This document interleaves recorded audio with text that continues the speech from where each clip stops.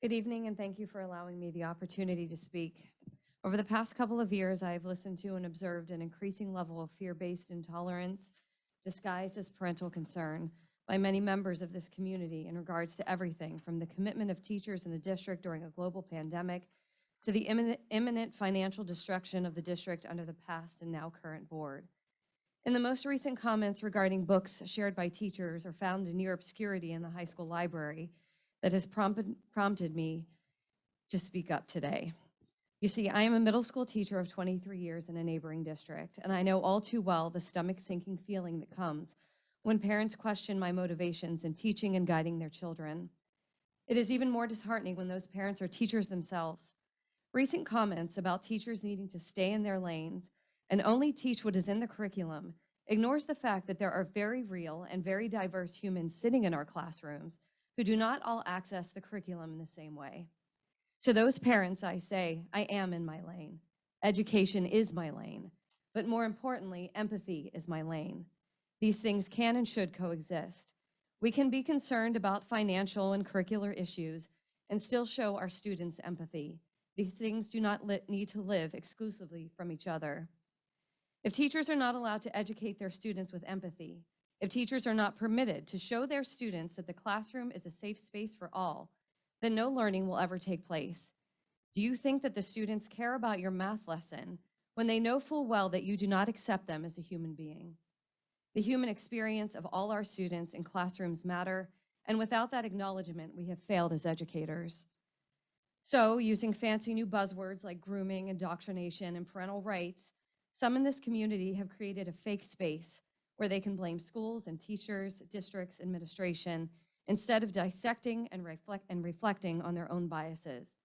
What's happening in Lebo is happening in communities all over this country, as folks crowning themselves with false power have hijacked school board meetings to shout about their perceived rights and what they feel they are owed. I am over it, and as are so many members of this community that make up the majority of tolerant thinkers. Do we think a first grader is too young to learn about the transgender community or to realize that they themselves are transgender? You're wrong. When my oldest daughter, who is now a junior at the high school, was in first grade, she met her very best friend. In over a decade of friendship, they have experienced nearly every important childhood milestone together, from learning to ride bikes to learning to drive. The only remarkable thing about this very ordinary friendship is that my daughter's friend is transgender and has always been transgender. According to some in this community, first grade is too young to know, or my family should have been traumatized in some way by this revelation. But instead of telling my daughter she was too young to have a friend that was transgender, we learned about the transgender community, how we could help, how we could show empathy, and how we could protect someone that means so much to us. And the result? My daughter made and kept a friend she loves, and we as a family became outspoken allies for the queer community. My children have become more empathetic. Instead of hiding the world from them or behind a religion, we opened our hearts and minds and have only been better for it.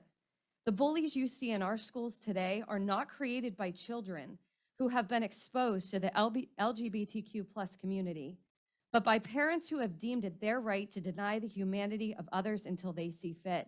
It doesn't work that way. The rainbow of humanity exists whether you acknowledge it or not. Every single day I wear a pin on my lanyard at school of the transgender flag with the slogan, "I'll go with you." This signals to my students that I am a safe space, that if they need someone to walk them to the bathroom, I am that person that will do that for them. I don't spend my curricular time discussing people's identity or sexuality, as some claim we have time to do, but I do make it clear that all humans are welcome in my classroom. I sincerely hope that this is the hill that our board and administration are willing to die on, because according to the Trevor Project website, students who attend schools that are affirming of the LGBTQ community report lower rates of suicide. Do not let this angry mob of parents rob our children of acceptance. I don't want my children in classrooms where their teachers might be afraid to read a book about pride or which centers a transgender person. Give me all the rainbows and all the pride if it means we are putting people out into this world who care about each other. Thank you. Thank you very much for your comments.